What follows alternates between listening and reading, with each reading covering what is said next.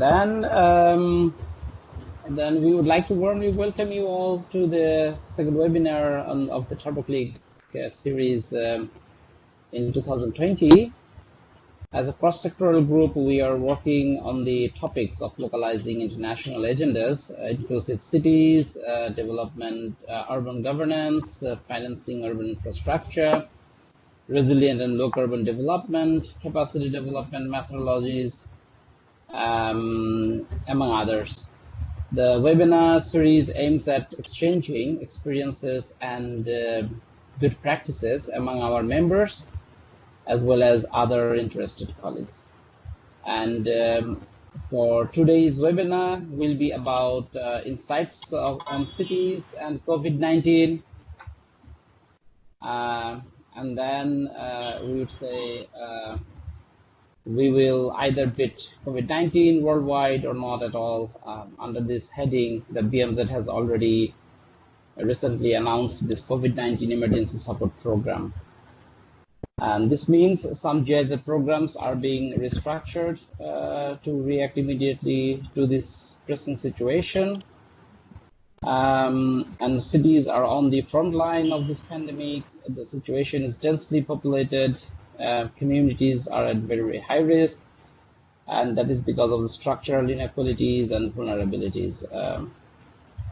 And then I would say it is not only a public health challenge for cities, but crucially a societal and economic one. It is therefore imperative that development cooperation projects dealing with urban issues start to think about how to act out and think out of the box for the medium and long-term recovery. And against the background of this building back together. This webinar aims to provide an overview of current developments from the headquarters perspective, while also initiating an exchange to improve the understanding about the concrete needs and demands of urban projects and their local and national partners. The goal is also to enable an initial collection of ideas for activities that could be further developed within the working group and even beyond. With this program overview, I would say that the first presentation will be on reflection on COVID-19 response and activities from G4030 cities will be jointly held by Catherine Eisenbeis and Felix Dola. I see there is some struggles to join via Skype. Shall we wait for 2 or 3 minutes to allow others to join in, or we proceed with presentations? I would suggest, Ronnie, we proceed because we are at 3:15, okay. 15 minutes okay. past. In that case, may I present the presenters? Catherine Eisenbeis works as an advisor with the sector program integrated implementation of the 2030 agenda in cities and city regions, City Regions 2030. And she is an expert for the green topics of urban development.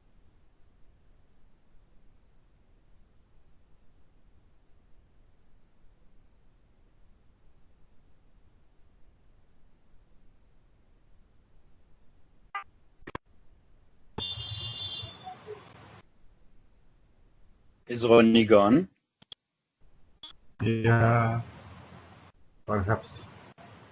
Oh, You're not here. okay.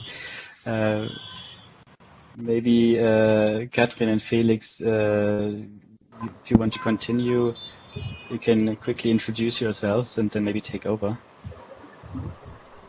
Yeah. Yes, hey, good afternoon to everyone. So yes, my name is Katrin Eisenbeis. I work with the sector project on city regions 2030, and I also coordinate the cities challenge on climate-friendly urban solutions within GIZ, and I'm in general responsible for like the green topics on urban development and climate change, ecosystem-based adaptation, urban biodiversity, etc. So, hello to everyone. Yes, good morning or good afternoon, everyone. This is Felix Döhler. I work in the sector in the same section as Katrin, 2030 Cities, as an advisor in the sector project Urbanization.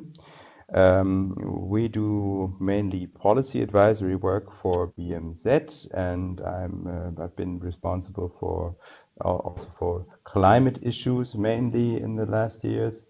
And some of you may know that I've also worked on CDIA, supporting BMZ in the steering of CDIA, as well as on we're developing this methodology called CityWorks to implement global agendas in cities. So far, has Ronnie come back into the call? Can we hear him? No, but if you can, okay. So we can't hear Ronnie, but if you let me know, I can also forward the presentation to the next. Yeah. So there is a group in this call who can see the presentation, right? Yeah, the majority can. It's I think 1, 2, 3, 4. Well, 3 participants and both of you that can't see it, unfortunately.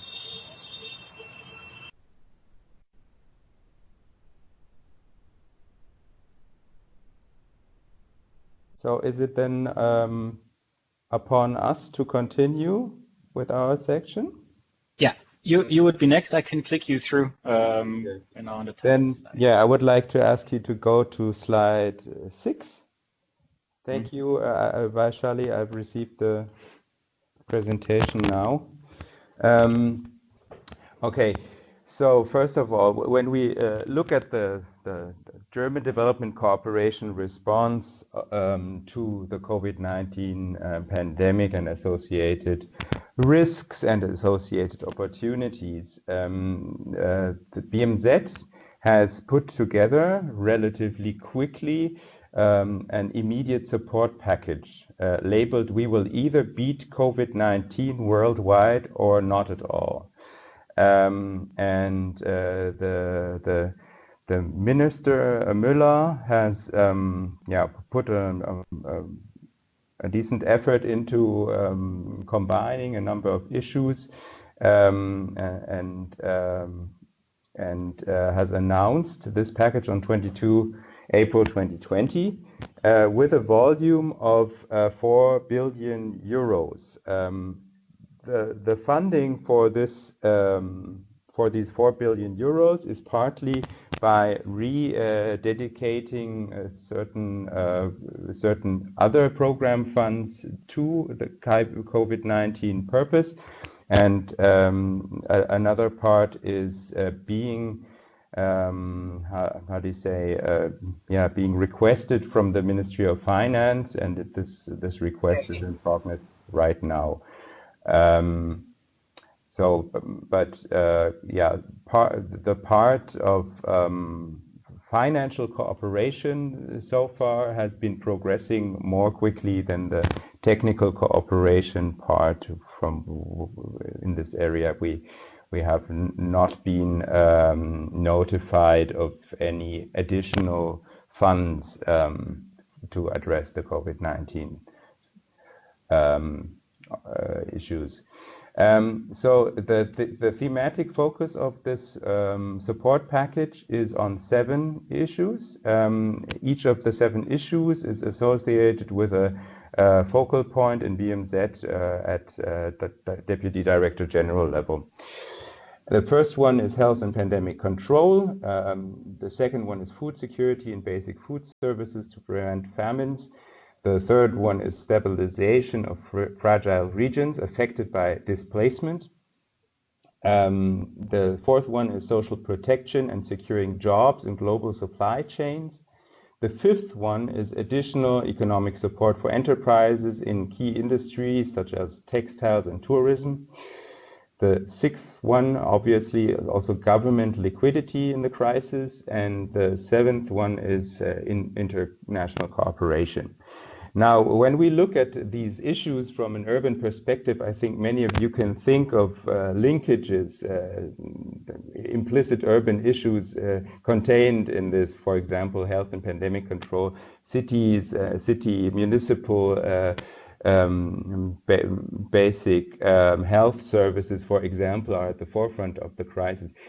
Or the second one, rural urban food systems play a role. But so far, this package is really there to address the immediate emergency threats, and there is no disconnection to urban. The urban dimension has not been made. It's more about really bringing the basic services and supplies to the populations and government agencies that need it most. So from an urban perspective, from a global urban perspective, BMZ has tried or is making an effort to also provide additional economic support under point 5 for enterprises in key municipal services such as water supply and sanitation and mobility, to bring this under the umbrella of such a, how do you say, protective scheme. But so far the urban issues are not very obvious in this support package. But there is further exchange between GIZ and BMZ concerning the next phase after emergency relief, really to go into the recovery, the green recovery, or building back better. And this is a point where we in GIZ see a particular opportunity to act at the urban level. So maybe we can go to the GIZ response slide on the next page. GIZ response at the enterprise level is that there is a company-wide Corona task force, which is led by the Planning and Development Department. Here, for anyone who is interested, it's Mrs. Elke Hüttner who is in the lead, together with Mr. Tim Mahler from AGE. The response, then a response paper was written quite swiftly after the COVID-19 pandemic broke out. So far, I think it's only available in German. Maybe Moritz knows more. Then there are focal points for the 7 focal issues that were identified by the BMZ program. Plus, there's also a company-wide task force on green recovery. I think also one on digitalization that was identified as an additional issue and entry point. In this green recovery task force, we were also, some people of our department were participating in the steps here. I will just mention it because this is where we see cities as a central entry point, as when it comes to recovering from the crisis economically, the question is whether these funds will be steered in an integrated way that leaves no one behind and balances the economic, social, and ecological issues. And the role of this Green Recovery Task Force is to find a company-wide approach to avoid negative repercussions on climate and ecology in particular, when it comes to supporting these recovery measures. I think we will go more into detail in other parts of this discussion, so I won't go much more into this. But in the discussions of this Green Recovery Task Force, which is company-wide, includes many colleagues from other operative units and issues, the key role of cities of the subnational level has been acknowledged. They will come up with a short paper, then with a longer paper describing all the thematic entry points, and they will develop a kind of safeguard system for new projects in the context of green recovery as I said, to avoid these negative implications of just thinking about the economic recovery without a focus on green and social issues. Then what I would also like to mention here below is that there's a lot of conceptual and policy advisory work going on in the urban field at project level, in dialogue with BMZ and BMU. So there many discussion papers are circulating. We did one on city resilience with a broader focus. Then there was one done by the C40 Cities finance facility done on urban infrastructure and urban climate resilient and climate proof infrastructure and external shocks. Another one done by our colleagues from Felicity on urban climate finance and COVID-19 associated risks and opportunities. So there's a lot going on there. Here in Bonn and Eschborn, Berlin. And there's many people are revisiting, or many organizations are revisiting initiatives and programs in light of COVID-19, like the Cities Alliance with their city resilience program. They are looking into the country programs and into opportunities to address the COVID-19 crisis, also in the context of informal settlements and doing policy dialogues there. And I think the same is happening for major city climate finance initiatives such as the City Climate Finance Leadership Alliance and the GAP Fund. Yeah, and last but not least, there are many short-term responses by redesigning bilateral projects. And so I'm looking for your examples, and Katrin will provide a particular one on the next slide. So Katrin, maybe you could just take over from here with slide 8. We're in Ecuador.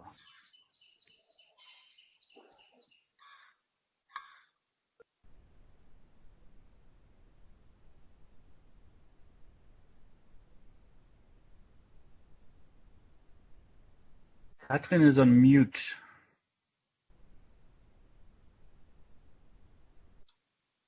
Can you hear me now? Yes. Okay, so yes, I want to showcase you one very concrete example that we are working with together with the colleagues in Ecuador as a sector project to respond to the COVID-19 crisis there.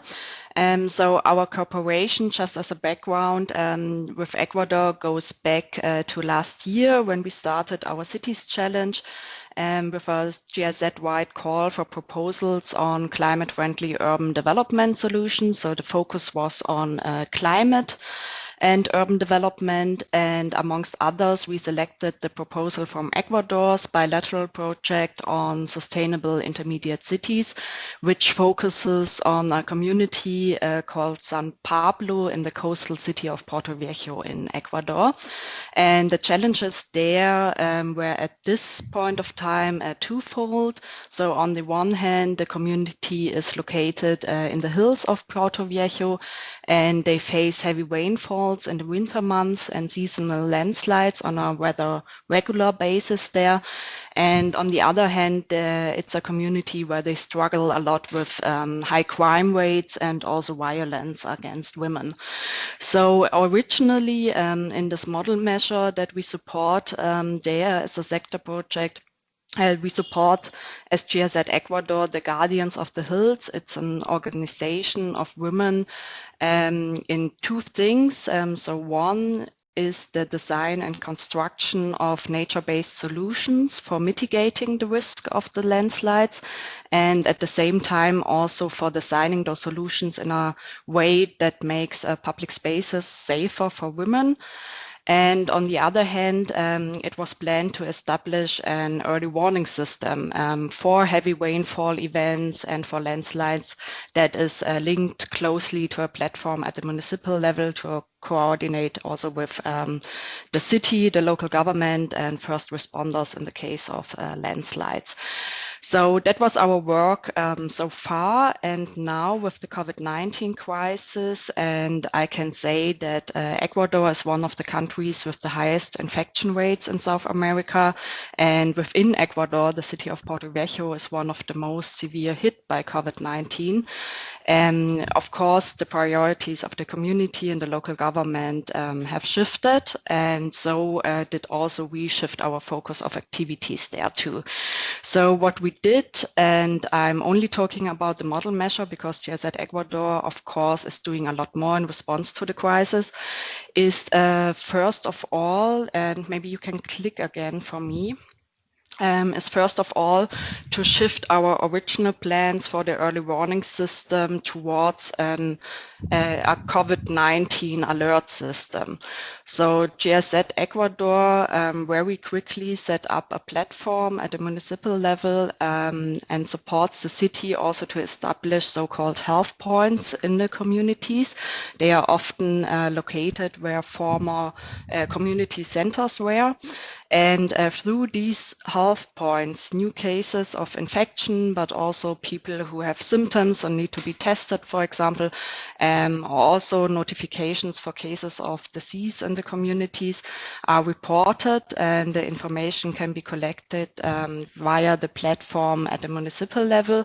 But of course, the platform is also linked to the regional and the national level for coordination also with those levels of government from the city side. But also notifications like, for example, need for equipment for protection or testing kits are also reported there. Likewise, for example, if food in the community is running short and things like that. So this really allows the municipality and helpers in the communities to better coordinate their actions and also set priorities where help is needed most urgently, and especially also in those communities where access is very difficult for helpers. It gives them the opportunity to really also get the information out of the communities and see what is going on there and where do we need to focus actions on COVID-19 response throughout the city. So that was very quickly done right now to set up this platform, and the plan is to have this platform now, as I said, as this COVID-19 alert system, but later on then to transform it also to other purposes, for example, the original purpose of an early warning system for landslides. And furthermore, of course, also the support from GIZ Ecuador doesn't stop there. In Puerto Viejo, it also includes ad hoc provision of food kits, of sanitation products, of medicine.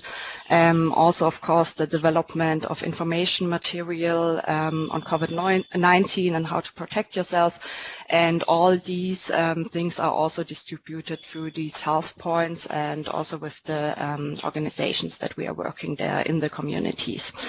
So another click, please. Last but not least, the project is also in the medium term. They are going to hire a team of experts for the direct support of the municipalities in Ecuador, not only in Puerto Viejo. So the plans are to hire really a set of also geographers, but also public transport experts in the health sector for data analysis and so on, to really give a direct provide support also for the municipalities to tackle the crisis.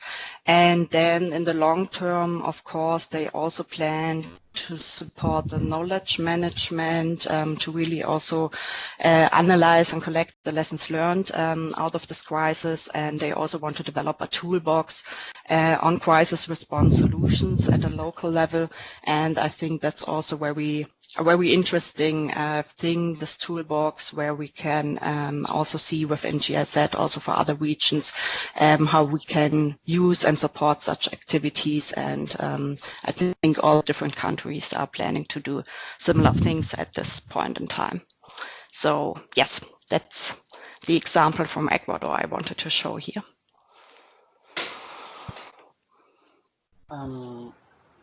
Catherine, there is a question to you actually. Is it a digital platform, how they are ensuring social distance? Would you like to answer it?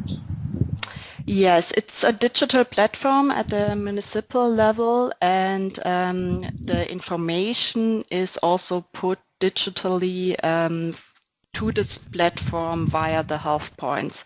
So there are workers from the city of Porto Vecchio in those health points located, and they are also like all the helpers that are working on like testing people or giving out sanitation products, food kits and things like that, that are really working in the communities. They are working through these health points, and they are also the ones responsible for doing the inputs to the platform for the alerts.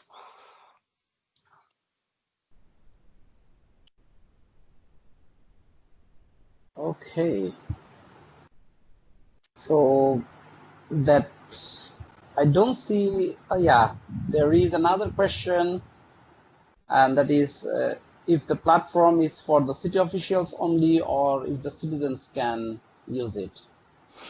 It's not open for all citizens, but it's like the organization I mentioned, Guardians of the Hills. It's an organization of women that are working like a grassroots organization in the communities with the people, and they are included in this alert system.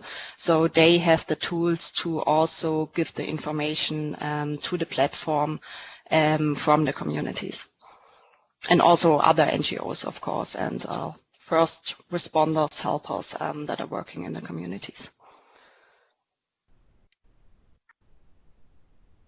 Okay, so if there is no other question, then may we proceed with the second presentation. Will be held by Maurice Meng, and on the title is "The Brilliance in Resilience, Inspiring for Urban Digital COVID Response."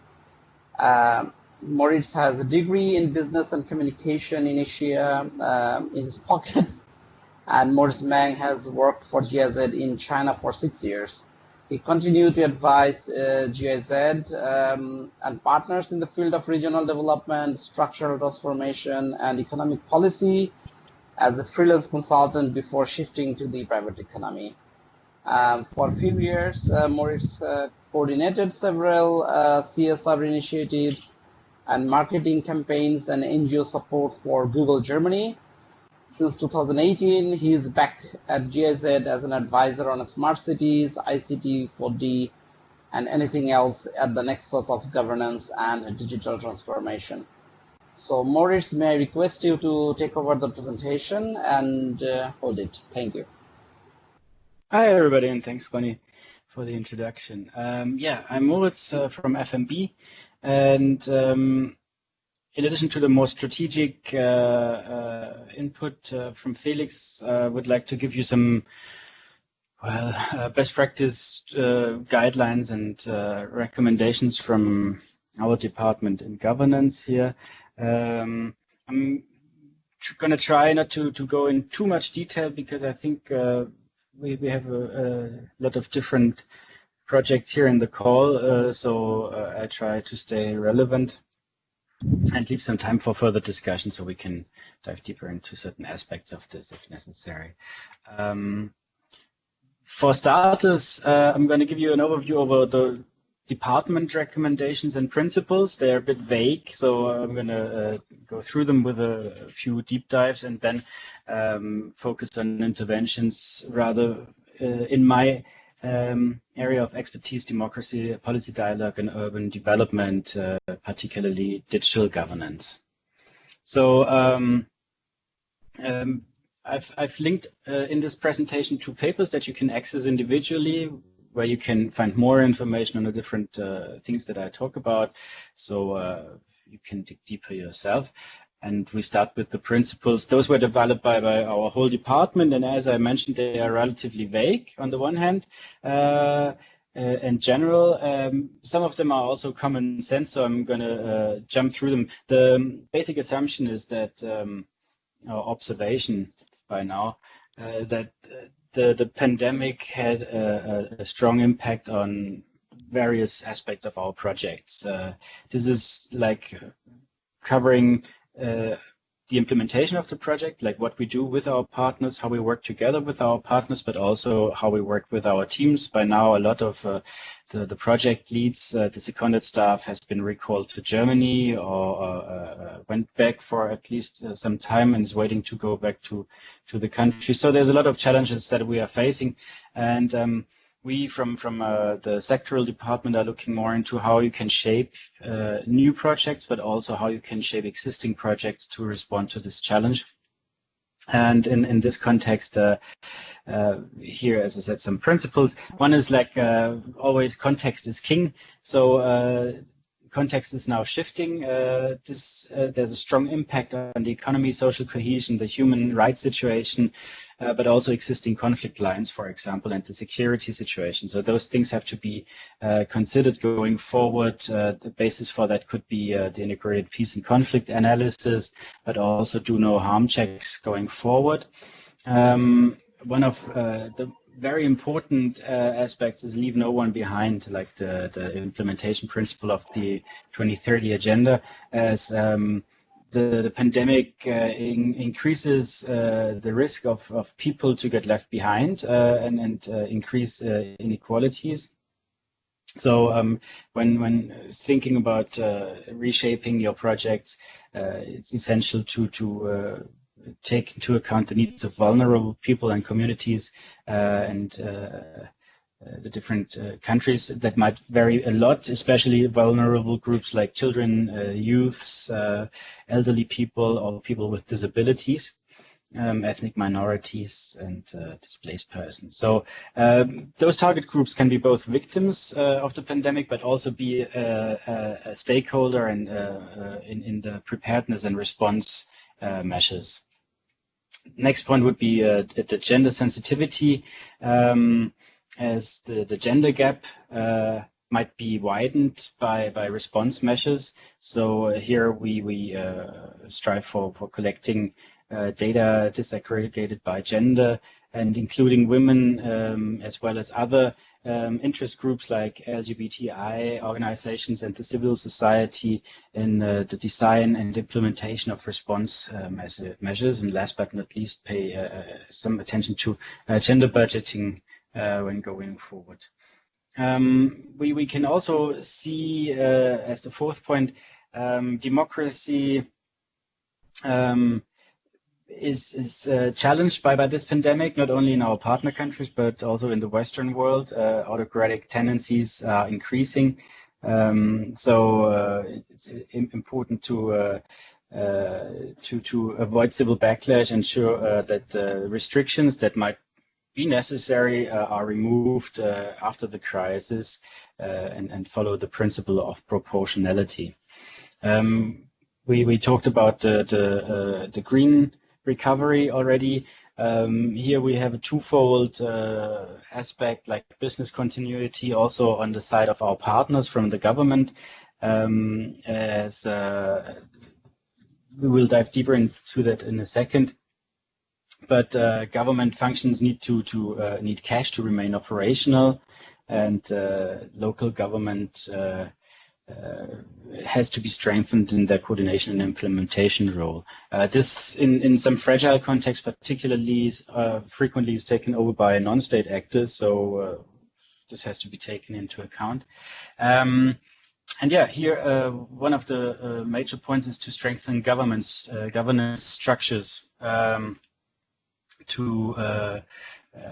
form alliances with state and non-state actors. As I said, this is actually what we are doing already, but there's more importance now attached to that in the course of the pandemic, and to review the steering structures with the stakeholders and your actors landscape in this regard. We have a few more. I'm not going to dive too deep in light of the time. Maybe one of the like we have the effects on budget that goes hand in hand with the economic recovery, to avoid corruption that might be an increased risk going forward. Here, number 9 is a very important aspect, because that's a big lever that we have to pay attention to communication. This, on the one hand, means like using existing channels to our target groups that we already have, but on the other hand, avoid so-called infodemic, avoid fake news and counter that, as well as conspiracy theories and hate speech. That's a phenomenon that we can observe in a lot of our partner countries. Here, that's the recommendation from our department. I would leave it like at number 10, but use digital solutions. They added with consideration, as of course they play a large role. We notice it ourselves working together now from home.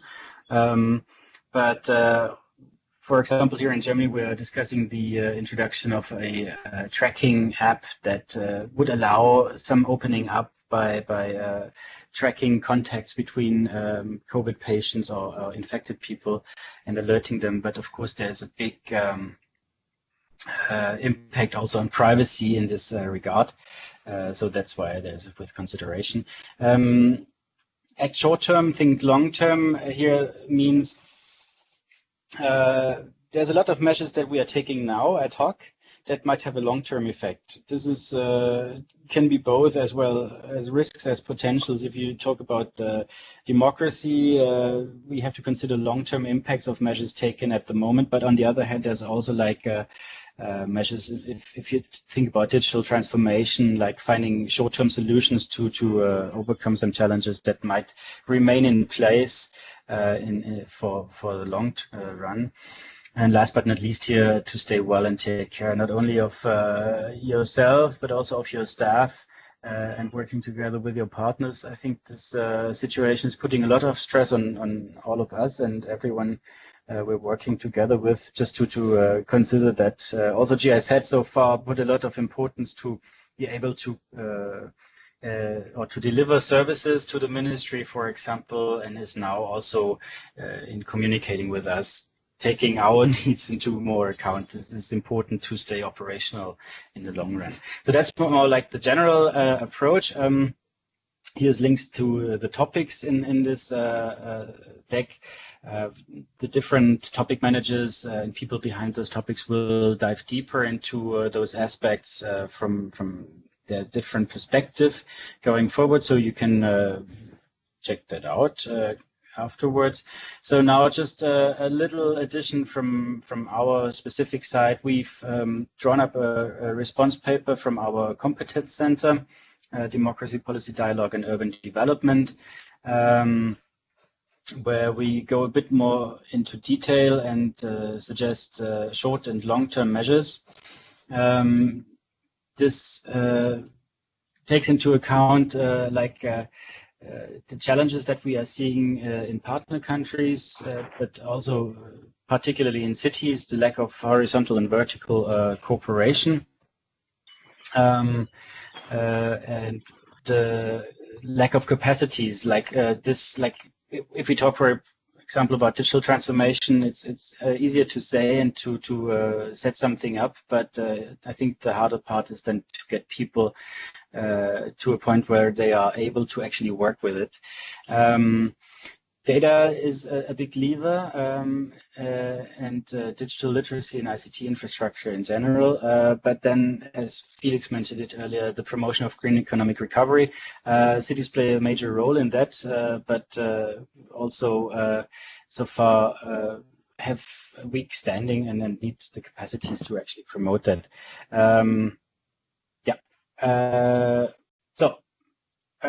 Kept going through that, so I'm just jumping over some slides here, as I mentioned that on the general level as well already. So here you can see this is democracy and decentralization, urban development and digital governance that is covered in the paper with respective short and long-term measures. I wanted to jump into the different aspects of it from a digital governance side of things, but here you can see the subtopics.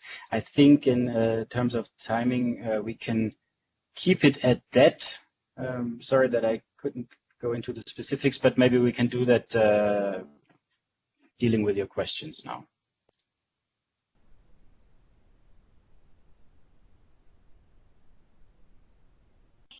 Okay, so maybe we can then invite everybody if we have any questions tomorrow. It's that would be the chance for all of us to take advantage of his presence now.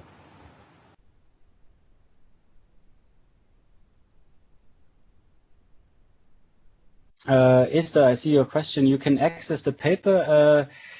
I don't know if you're able to download the slides, but maybe we can share those afterwards. And here you can see, for example, the heading is it's a link which directly links to the response paper. This one, and further there was the link to the one from our department's site.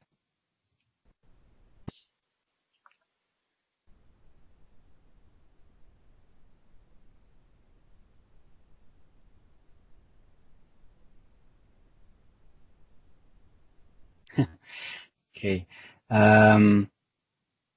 digital government. Just the link. Okay, I can do that.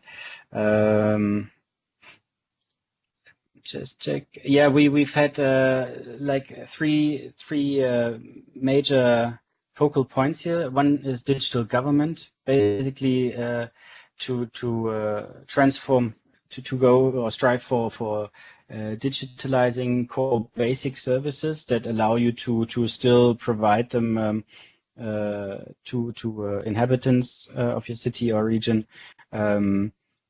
remotely, for example, also to allow your staff to work remotely and not having to go and meet in the offices.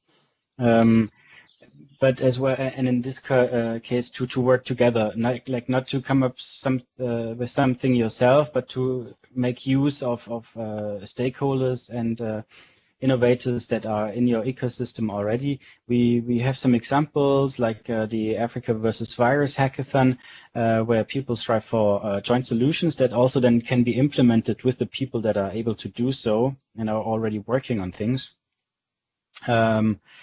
So in the long term, that would be rather user-centered and inclusive design to make sure not to exclude someone from those services just because they don't have internet access or the devices necessary to do so. We have e-payment as a focal point and intra and inter-organizational efficiency in terms of digital cooperation to make sure that everybody who has to be a part of a task actually can fulfill this role. Second one would be, and that's a major one, e-participation and communication. Like despite the challenge to work on something now at the moment to ensure that civil society can contribute and be a part of the decisions that are made. Transparency plays a huge role in going forward without causing unrest. If people stay informed on the one hand, but also to prevent misinformation. Crisis communication is a big part to also train partners in that, how to communicate developments and approaches and support the civil society in their connectivity. In the long run, this is more like also concerning this communication training. How do I do crisis communication to ensure access to the information and digital technologies and strengthen CSO's digital outreach, advocacy, and communication. and work together with the partners and everybody involved to prevent internet shutdowns, like in social media censorship. This is also very critical, not so much the shutdowns, but like social media censorship, also in the Western world, where we discuss like what's a good way to go now, responding and preventing fake news, while at the same time ensuring the freedom of speech. And the third one would be data governance, like to really leverage data and collect more granular data to be able to make decisions based on evidence, but at the same time provide this data in a way that decision makers actually can work with it. They are not data literate necessarily, or able to make sense of a complicated spreadsheet. So to do some mapping, visualizations, heat maps, and so on, to make it easier to make decisions. This also covers health data, but in that case, as mentioned earlier, it's really essential to ensure privacy and responsible use of this data, also how long and who can access it, and use the data for integrated databases in the mid and long run to keep that decision evidence-based decision making going. To provide open data to partners, can be the civil society, can be the private economy, to really make the best use of it and allow them to start to develop business models, but also add their know-how to a solution. And last but not least, again, LNOP, the vulnerable groups, and to pay particular attention to those.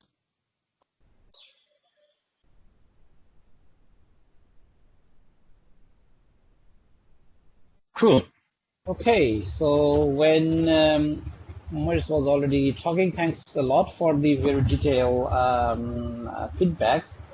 I see that no questions in the chat box already. Maybe then it would be a good idea to briefly present a study idea. And to do that, Lucy, can you hear us?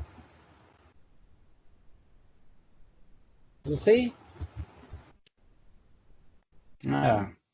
She seems to not be here. Yes. So how shall we proceed? In that case, Maurice, would you like to then present the ideas, or shall I just briefly present it? Well, let's see. That was my last slide. Another links. I can share the links with you in a second.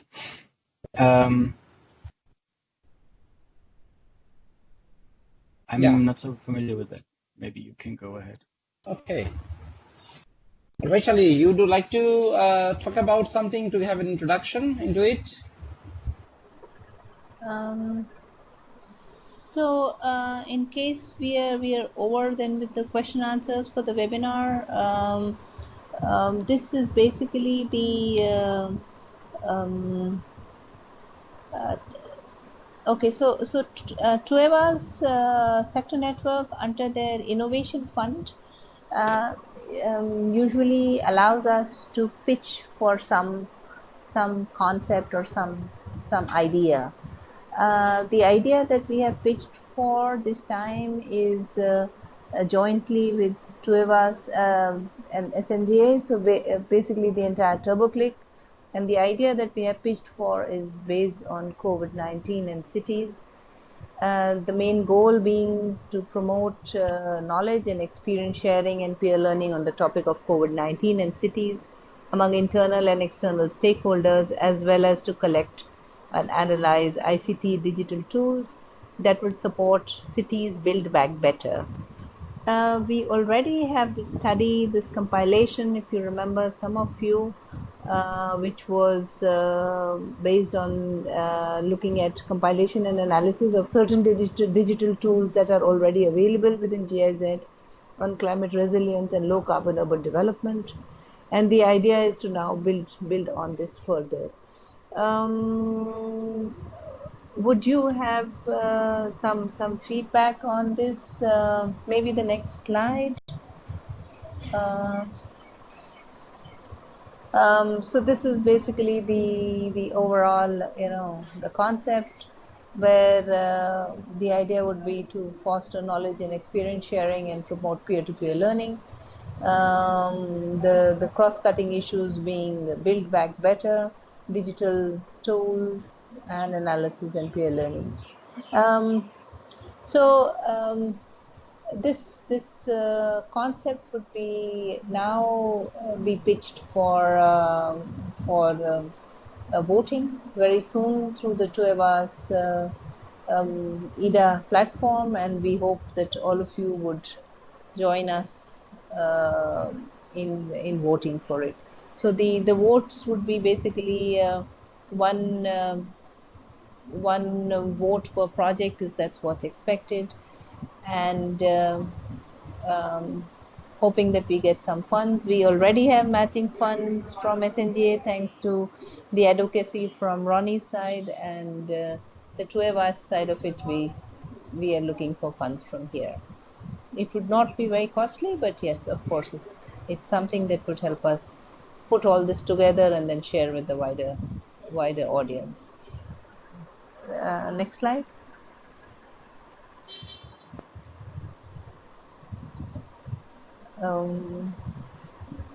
Yeah, so this is just some inputs in how it could be and further, and yeah, so that's probably all from my side on the tool. Lucy unfortunately is having a problem in joining in, so she's visible but not really able to say anything. But we would really love feedback from all of you. We still have the chance to look at this input that we have given in from the fund, and then the developing of this we could always do jointly once we get the funds.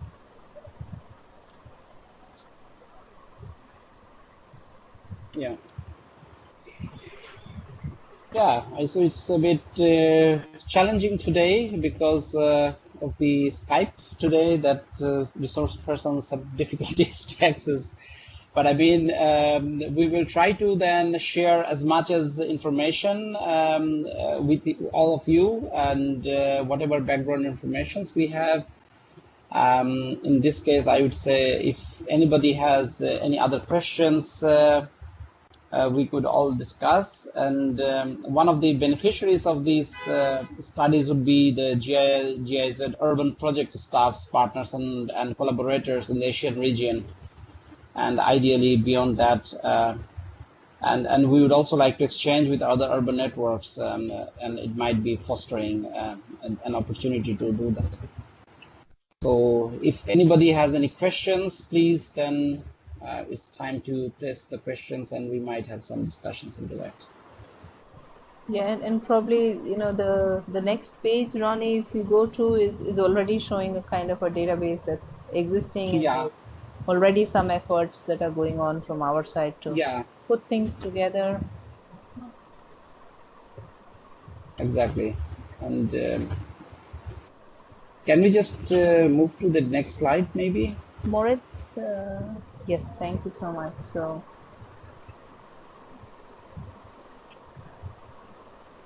okay.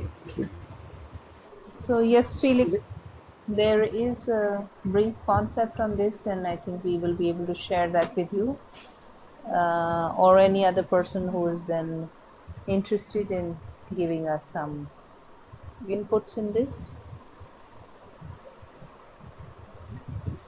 Yes, I think there is a bit an outline, and we'll be very happy to share once our meeting is over. We'll be happy to share it, definitely. And of course, look forward to inputs from your side as well. Yes, not to mention. Okay. I don't see also any other questions, but I mean, it's a chance if we have any general questions from our participants, anybody.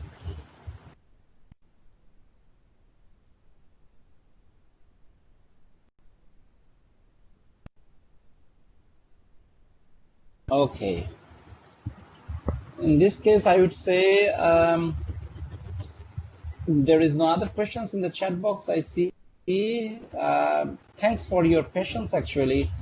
We also somehow managed the time, but mostly we were also not having a good time with the Skype today, and we are extremely sorry for any inconvenience caused for this. But as we said, we will try to share the information as much as possible. Okay, Guntram has a question.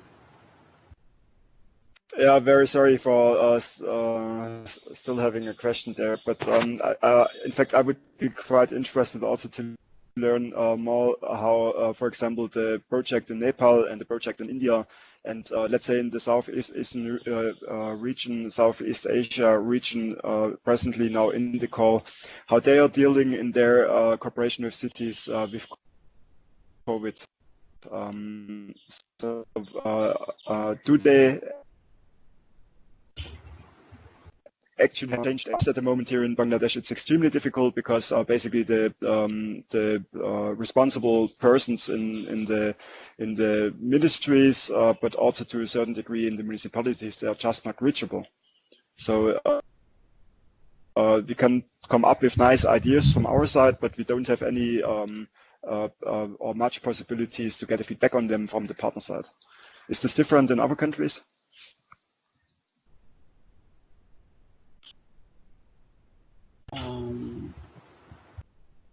If somebody wants to ask, Manfred.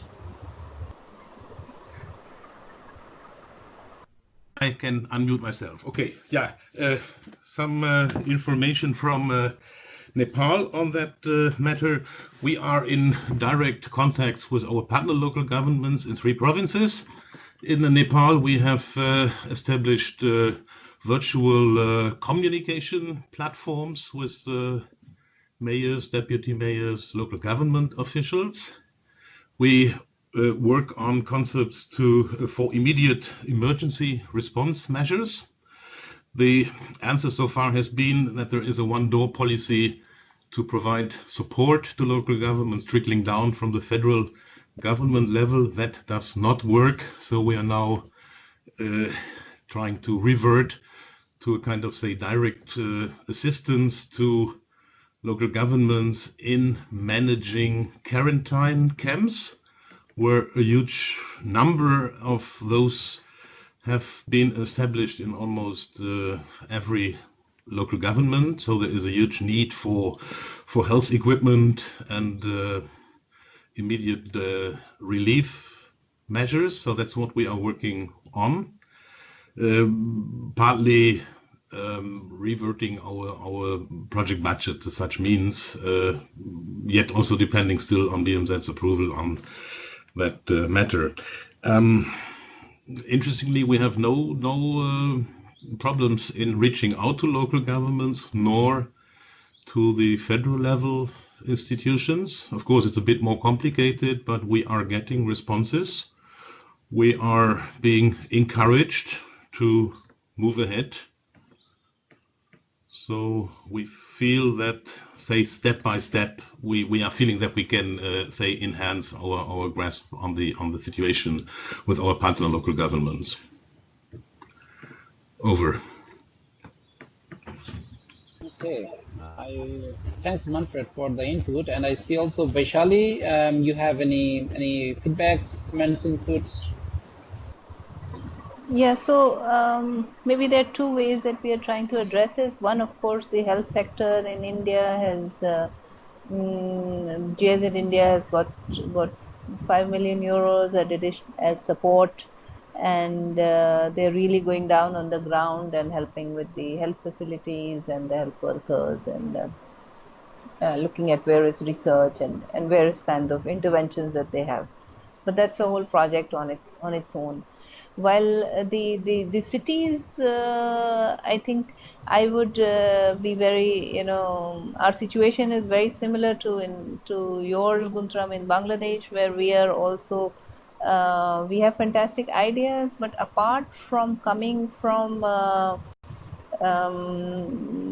the transport sector, where there was a standard operating procedure prepared again from our side, and then circulated to them. The standard operating procedure was for how transport sector would move post COVID, and that's been taken up very well.